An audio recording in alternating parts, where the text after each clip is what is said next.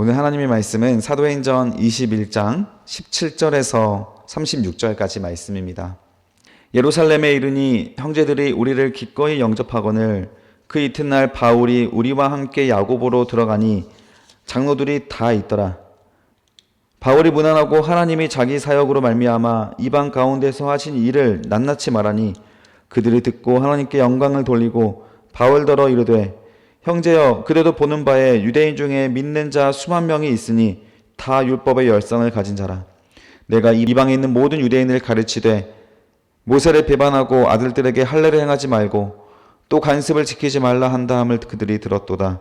그러면 어찌할꼬 그들이 필연 그대가 온 것을 들으리니 우리가 말하는 이대로 하라. 서원한 네 사람이 우리에게 있으니 그들을 데리고 함께 결례를 행하고 그들을 위하여 비용을 내어 머리를 깎게 하라. 그러면 모든 사람이 그대에 대하여 들은 것이 사실이 아니고 그대도 율법을 지켜 행하는 줄로 알 것이라.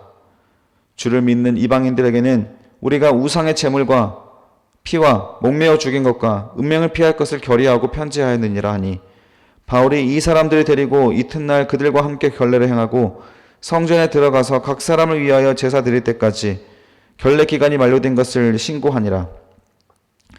그 이래가 거의 참에 아시아로부터 온 유대인들이 성전에서 바울을 보고 모든 무리를 충동하여 그를 붙들고 외치되 이스라엘 사람들아 도우라. 이 사람은 각 처에서 우리 백성과 율법과 이것을 비방하여 모든 사람을 가르치는 그 자인데 또 헬라인을 데리고 성전에서 들어가서 이 거룩한 것을 더럽혔다 하니 이는 그들이 전에 에베소 사람 드로비모가 바울과 함께 시내에 있음을 보고 바울이 그를 성전에 데리고 들어간 줄로 생각함이로라. 온 성이 소동하여 백성이 달려와 모여 바울을 잡아 성전 밖으로 끌고 나가니 문들이 곧 닫히더라. 그들이 그를 죽이려 할 때에 온 예루살렘이 요란하다는 소문이 군대 천부장에게 들리매 그가 급히 군인들과 백부장을 거느리고 달려 내려가니 그들이 천부장과 군인들을 보고 바울 치기를 그치는지라. 이에 천부장이 가까이 가서 바울을 잡아 두 쇠사슬로 결박하라 명하고 그가 누구이며 그가 무슨 일을 하였느냐 물으니 무리 가운데서 어떤 일은 이런 말로 어떤 일은 저런 말로 소리치거늘 천부장이 소동으로 말미암아 진상을 알 수 없어 그를 영내로 데려가라 명하니라. 바울이 층대에 이를 때 무리의 폭행으로 말미암아 군사들에게 들려가니 이는 백성의 무리가 그를 없이 하고자 외치며 따라가미로라. 아멘. 오늘 하나님 말씀 사도행전 21장 말씀으로 묵묵히 고난을 당할 수 있는 이유, 묵묵히 고난을 당할 수 있는 이유라는 제목으로 주의 말씀을 증거하도록 하겠습니다. 바울이 에베소와 각 지역마다 가이사랴 집에서 또 빌립과 함께 하면서도 그렇고 눈물의 작별을 했습니다. 이제 바울이 가는 길은 다시 돌아올 수 없는 길이고 결박과 환난이 있을 것을 또 선지자들과 성령 충만한 사람들에게 이미 예언된 바였습니다. 그리고 그 예언이 이제는 정말 실제로 이루어지는 거예요. 예루살렘에 갔더니 수만 명의 유대인들이 바울을 괴롭히고 핍박을 하는 과정 속에서 바울은 참 무참한 폭행을 당하고 그 안에서 이런 고난을 당하게 됩니다.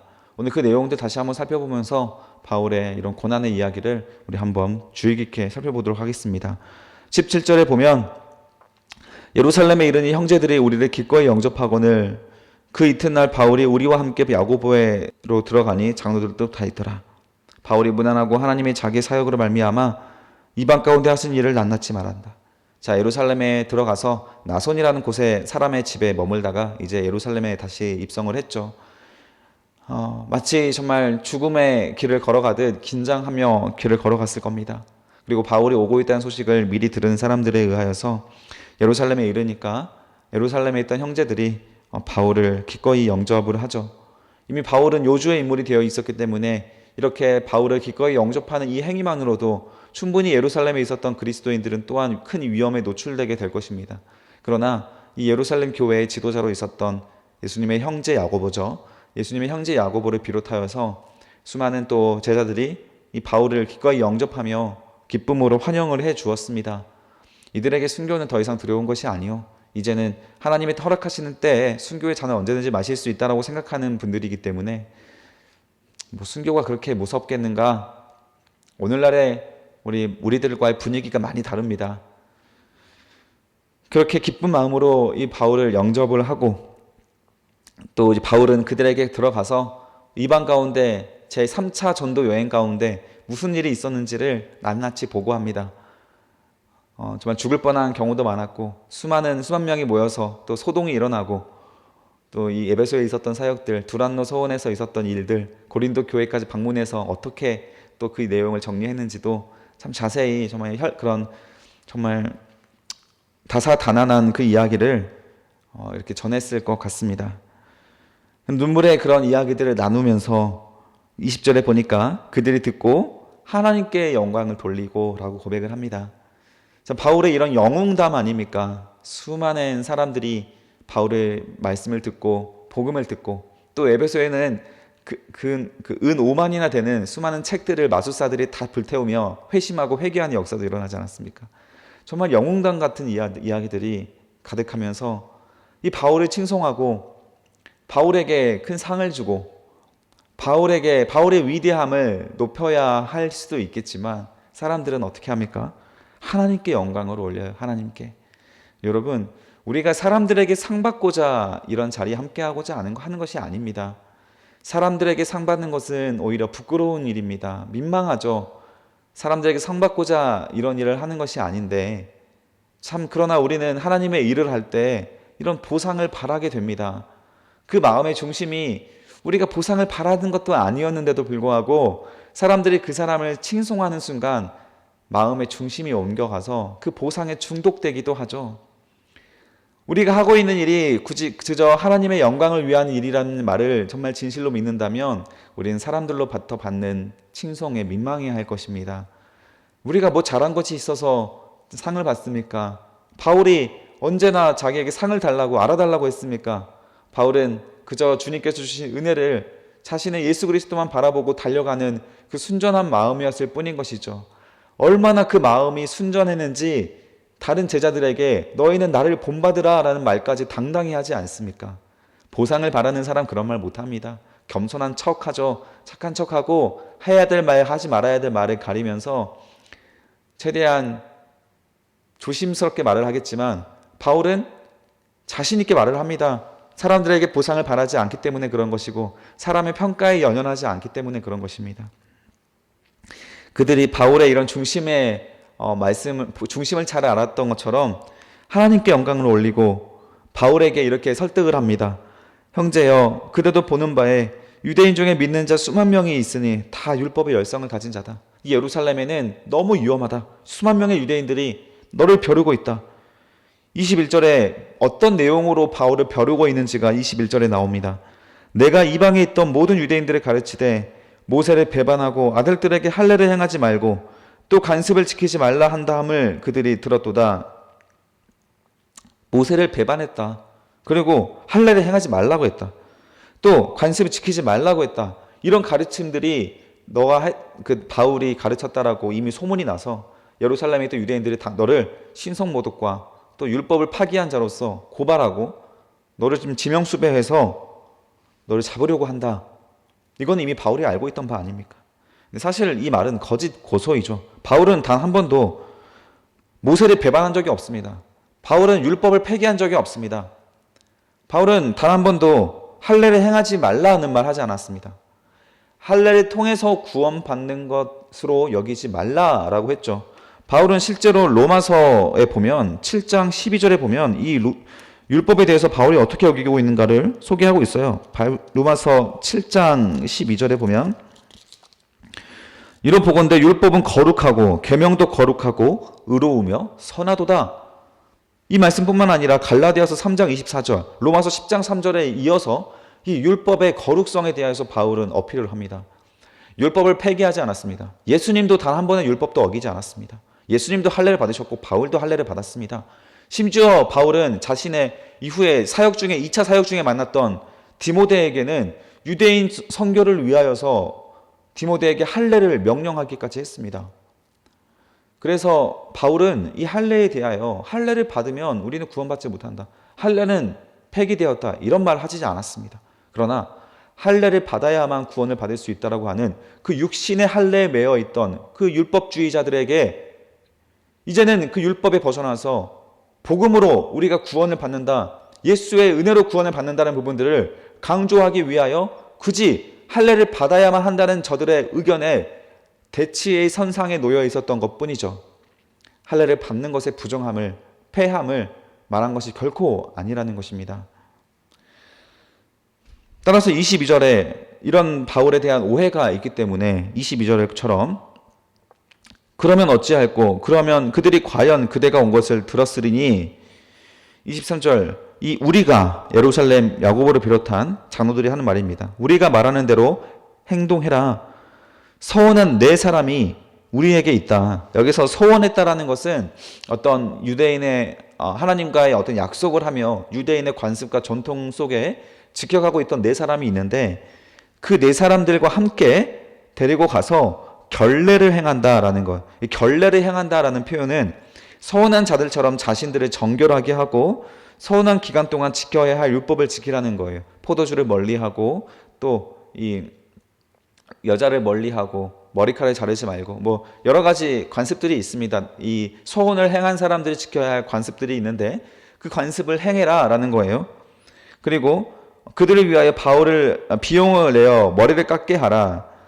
이제 여기에서는 결례를 행하는 것에 머리를 이발을 하는 내용이 있었던 것 같습니다. 머리를 깎고 그리고 또 정결 예식을 위해서 필요한 그 헌금이 있었던 것 같습니다. 그 헌금까지도 이 네 사람의 서원한 사람들을 위해서 대신 또 내주고 그러면 모든 사람들이 그대에 대하여 들은 것이 사실이 아니고 그대도 율법을 지켜 행하는 줄로 알 것이다 라고 하면서 유대인들에게 나는 율법을 폐한 자가 아니다라는 것을 어필을 하라는 겁니다. 이거 바울이 이 내용을 따라야 합니까? 따르지 말아야 합니까?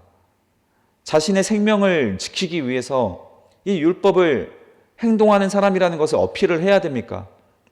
바울은 어떻게 했는지, 어떤 선택을 했는지 보십시오. 25절에 보니까 이제 계속 이어서 주를 믿는 이방인들에게 우리가 우상의 제물과 피에 목매여 죽음과 음행을 피할 것을 결의하고 편지하였다. 그랬더니 바울이 26절에 보니까 바울이 이 사람들을 데리고 이튿날 그들과 함께 결례를 행하고 성전에 들어가서 각 사람을 위하여 제사를 드릴 때까지 결례 기간이 만기된 것을 신고하니라. 여러분, 바울이 이 야고보를 비롯한 사람들의 부탁을, 청을 들어줬습니다. 이것은 자신의 생명을 보존하기 위함일까요? 바울은 자신의 생명을 위해서는 이미 죽음을 각오했습니다. 그런데 왜 이런 행동을 했을까요? 바울은 이것은 자신의 자존심을 꺾는 일입니까? 그렇지 않습니다. 아까도 말씀드린 것처럼 바울은 단 한 번도 율법을 가볍게 여긴 적이 없습니다. 서원을 행하는 자들, 또 그들과 함께 결례를 행하는 것, 그 자체에 대해서 부정하다 말하지 않습니다. 성도로서 지켜야 할 금식을 하고 지켜야 할 신앙생활을 위하여 자기를 정결하기 위한 노력을 하는 것, 그것은 이미도 바울은 훌륭한 신앙생활이라고 하는 것을 인정하고 있습니다. 자신은 율법을 폐한 적이 없다는 것을 증명해 보이는 일이 바울에게는 자신 자존심에 꺾는 일이고 소신을 꺾는 일이 결코 아니라는 거예요. 여러분, 한국교회의 많은 분들이, 지도자분들이 여기를 헷갈려하고 있습니다. 율법을 가볍게 여기고 율법을 지키는 것을 마치 믿음이 없고 신앙이 없고 종교개혁에 일으키는 우리 기독교의 복음의 가치를 흐리고 있는 것으로 생각을 합니다. 그렇지 않습니다. 율법은 여전히 성경입니다. 우리가 지켜내야 할 것들입니다. 율법은 버려지지 않았습니다.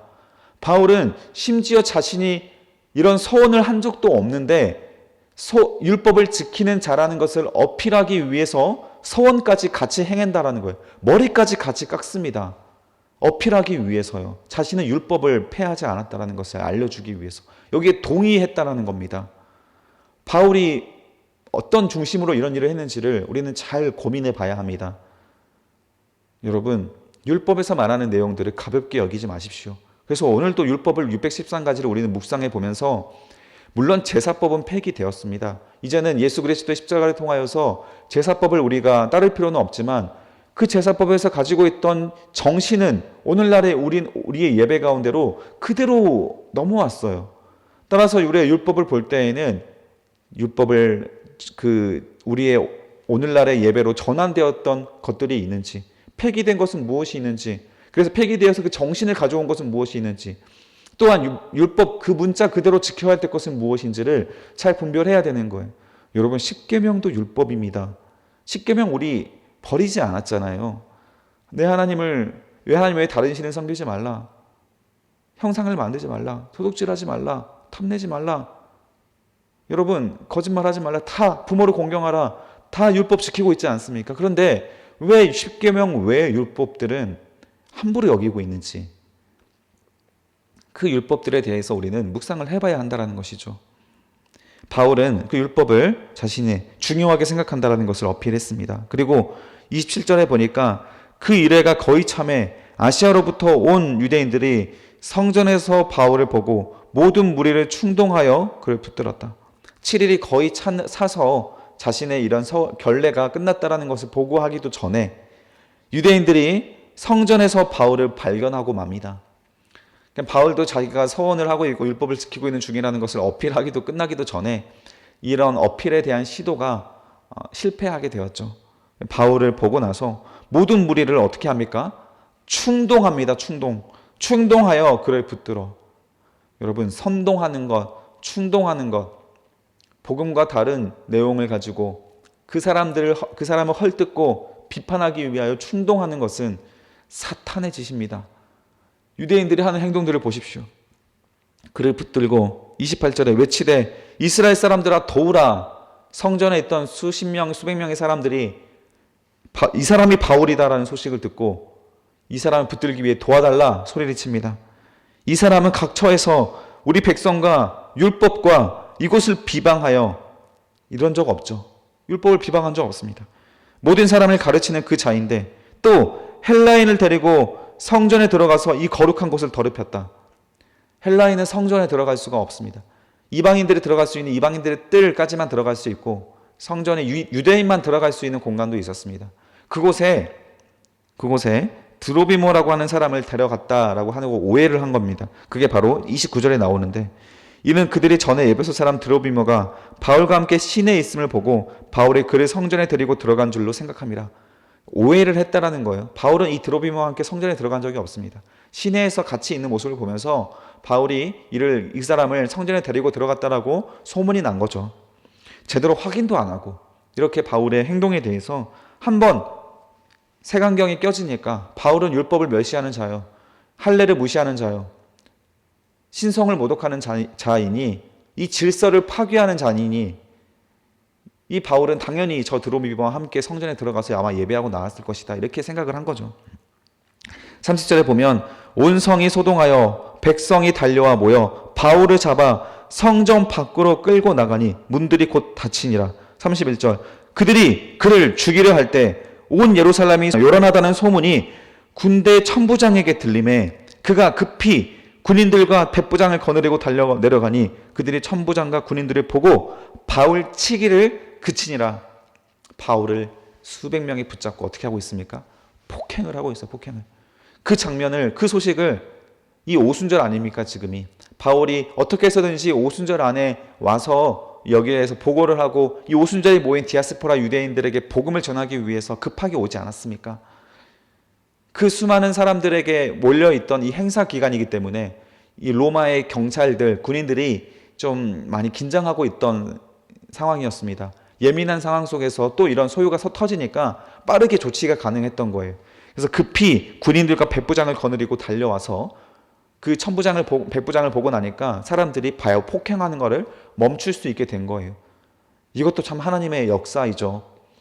오히려 당시 공권력에 의존하여서 공권력을 통하여 보호받아서 바울이 이 자리에서 죽임을 당하는 것을 하나님께서 예방해 주셨습니다. 보호해 주신 거예요. 그가 급히 군인들과 백부장을 하나님께서 보내신 것이죠. 이들은 31절처럼 죽이려 했습니다. 이 자리에서 폭행을 해서 죽이려고 했어요. 바울이 이런 고통을 당하고 있을 때 사람들이 왜 이렇게 바울을 죽이려고 하고 바울에 대해서 정신을 잃어버립니까? 왜 이렇게 흥분하는 거예요? 여러분, 본질을 모르면 정말 의미 없는 것에 우리는 분노하게 됩니다. 그런 말 있죠. 능력이 없는 사람이 사소한 것에 분노한다고. 정말 분노해야 될 것에 분노하지 못하고 엉뚱한 일에 분노하는 거예요. 이들이 바울에게 분노하는 이유가 무엇입니까? 자신들의 이 기득권을 가진 이 자신들의 권리를 박탈하잖아요. 무시하는 것처럼 보이잖아요. 할례를 받은 자들의 우월한 그 자리를 이방인들에게 함부로 넘겨버리잖아요. 그 구원받은 자들의 특권을 이방인들에게 넘겨버리잖아요. 자존심이 상하는 거죠. 정작 우리 지난 성경에서 살펴봤듯이 에베소나 다른 지역에서는 우상 숭배하고 있는 자들에게 어떠한 유혹도 되지 않고 무기력하게 신앙생활하는 것이 유대인인데, 단지 율법을 멸시한다라고 오해를 한 것으로 바울을 죽이려고 했다라는 것. 진상조사도 하지 않고 충동적으로 소문만 듣고 분노하는 것. 감히 우리들의 권리를 박탈하냐는 것. 여러분, 이런 일들이 교회에서 얼마나 흔하게 일어나는 일들입니까?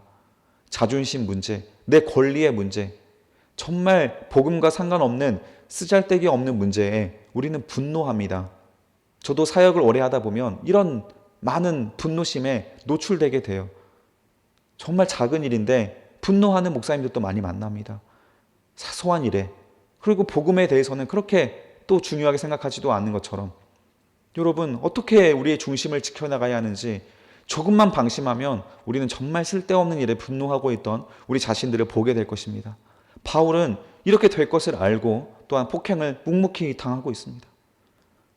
주먹을 얻어맞으며 돌멩이에 얻어맞고 있던 바울을 생각해 보십시오.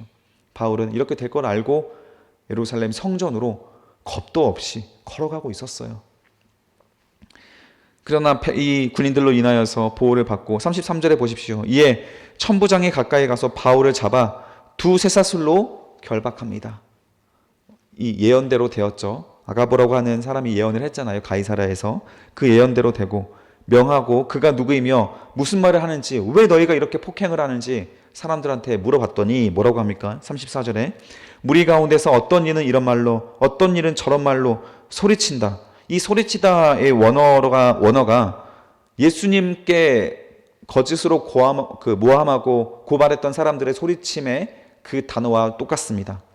유대인들은 그냥 정신을 잃으면 뭐 앞뒤 없어요. 뭐 논리도 없고 고소, 고발, 재판 이런 형식도 없고 일단 죽이고 보는 거예요. 일단은 나와 다르고 우리를 인정해주지 않는다면, 내 대적이라 그러면 그냥 일단은 죽이고 보는 겁니다. 이게 참 유대인들의 악한 모습이죠.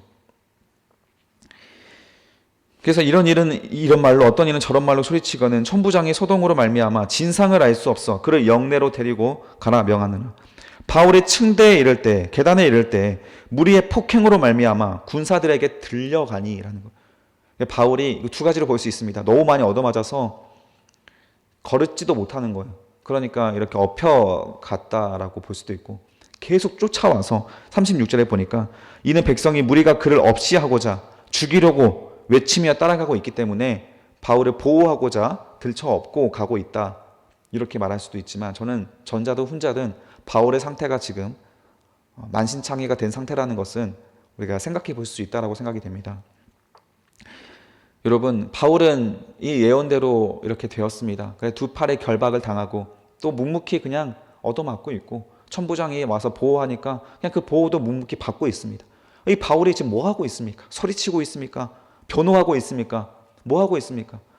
그리고 이 36절, 37절 내일부터 볼 이 바울의 설교가 있는데, 그들 앞에 자신을 이제 기회가 되었을 때 입을 열어서 말하는 거예요. 바울이 이렇게 묵묵히 고난과 폭행을 당할 수 있었던 이유가 무엇일까요? 바울은 이 모든 일을 성령을 통해서 미리 들었기 때문에 가능한 거예요. 여기에서 자기가 죽을 수 있다라는 생각을 하고 예루살렘에 왔기 때문에 가능한 겁니다. 우리가 우리의 인생을 꽉 부여잡고 있고 우리의 생명을 꽉 부여잡고 있고 이 세상에서 잘 먹고 잘 살기 위한 것을 꽉 부여잡고 있으면 우리가 세상으로부터 받는 억울함이나 손해들을 견디지 못합니다. 내 돈 떼는 먹어간 사람들 분노를 조절 못해요. 나를 뒤에서 모함하고 험뜯고 있는 사람들을 향한 미움을 이기지 못합니다. 이 인생을 부여잡고 있을 때 그런 거예요. 그러나 바울은 나그네 인생을 살지 않았습니까? 내가 비록 예루살렘에서 결박과 환란이 나를 기다린다 하나 주 예수의 복음을 전하는 일을 마치려 하면은 나의 생명조차 조금도 귀한 곳으로 여기지 아니하노라. 바울의 외침 아니었습니까? 자신들을 울며 바짓가랑이를 붙잡고 가지 말라고 외치고 있는 이 제자들, 바울을 너무 사랑하는 사람들에게 바울이 외쳤던 말인 거예요. 바울은 언제든지 순교할 각오가 있었고 언제든지 성령의 인도하심에 따라 가라고 하는 곳에 갈 준비가 되어 있었기에 이렇게 묵묵히 고난을 이겨낼 수가 있었던 겁니다. 여러분들에게 오늘 찾아온 고난의 내용이 무엇입니까? 바울과 비교하여 얼마나 복음적이십니까? 그 고난의 문제가 얼마나 여러분을 절망시키거나 여러분들의 마음을 무너뜨리게 만드십니까? 여러분, 조급할 필요가 뭐가 있습니까?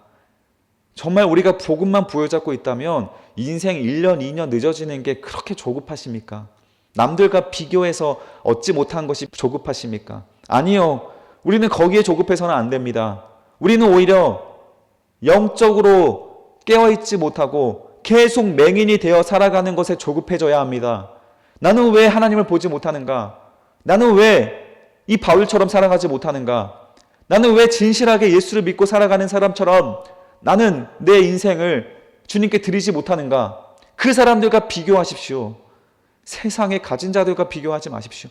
우리는 전혀 다른 가치를 가지고 살아가는 자들입니다.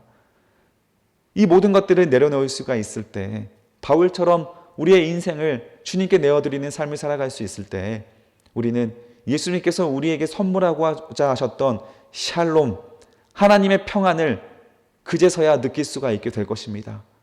이 세상 것, 이런 것 없어서 우리가 굶어 죽게 만드실 주님 아니지 않습니까? 이 교회에서 서로가 서로에게 이 바울처럼, 초대교회처럼 내 것을 내 것이라 여기지 않고 서로 통용하고 사랑하고 이렇게 핍박을 당할 때에는 그냥 묵묵히 이겨낼 수 있는 이유, 다 성령께서 우리 인생을 가운데 주인이 되어주시고 우리가 다 내려놓을 수 있기 때문에 가능한 것입니다. 그때야 비로소 우리는 예수 그리스도 십자가로 주어주신 하나님의 나라의 영광을 누릴 줄 믿습니다. 여러분, 참 어려운 말씀입니다. 저도 잘 안 되는 말씀입니다. 그러나 바울처럼, 이 초대교인처럼 살아봅시다. 우리가 가진 것들 우리의 영광을 위해 쓰지 마시고 이웃의 어려움을 보살피는 데 사용하시고 하나님 나라를 위하여 사용해 보십시오. 여러분이 가진 것이 무엇이 있습니까? 시간이 있다면 시간을 들이시고 열정이 있다면 열정을 들이십시오. 물질이 있다면 물질도 들이십시오. 하나님께서 기뻐하실 만한 것들을 위하여 여러분들이 가진 것들을 하나님께 사용할 때 여러분, 우리는 묵묵히 이 땅에서 우리가 어떤 상황과 어려움이 있다 할지라도 그 모든 것들을 초월하여서 하나님 나라를 위해 달려갈 수 있는 바울과 같은 사람이 될 줄 믿습니다. 오늘 하루 여러분의 마음과 생각을 무장하셔서 어떤 상황 속에서도 거룩한 선택을 할 수 있는 여러분 되시기를 주님의 이름으로 축복합니다. 기도하겠습니다. 살아계신 아버지 하나님, 오늘 바울의 이런 묵묵히 당하는 고난의 이야기를 살펴보았습니다. 바울은 이런 어려운 상황 속에서도 자신을 생명을 위하여 변호하지도 않았고 그저 얻어맞으며 하나님께서 나에게 말씀하실 시간을 그저 기다리고 어쩌면 죽음까지 각오하고 이 시간을 견뎌내고 있습니다. 하지만 유대인들은 자신들의 자존심이 상하는 일, 잘 진상조사도 하지 않고 단순히 자신들이 인격모독을 당했다라는, 권리가 박탈당했다라는 이유 하나만으로 이렇게 사람을 죽이듯 분노하고 있는 자들이 되고 말았습니다. 이 유대인들도 똑같이 말씀을 가진 자들이고 하나님의 백성들인데 어떻게 이렇게 바울과 수준의 차이가 날 수밖에 없는지. 하지만 하나님, 우리는 참으로 이 유대인처럼 살아갑니다. 바울처럼 살지 못합니다. 정말 쓸데없는 것에 분노하고 가지지 말아야 될 것에 집착합니다. 하나님, 우리의 마음과 생각을 주관하여 주셔서 의미 없는 분노하지 않게 하시고 주님의 기뻐하시는 그 자리에 가운데 우리의 시간과 물질과 에너지를 쓸 수 있도록 하나님 함께 하여 주시옵소서. 바울과 같은 뜨거운 마음 허락하셔서 주님 보내신 곳에 어디라도 주의 복음을 증거할 수 있는 자 될 수 있도록 함께 하여 주시옵소서. 감사드리며 예수 그리스도의 이름으로 기도드립니다. 아멘.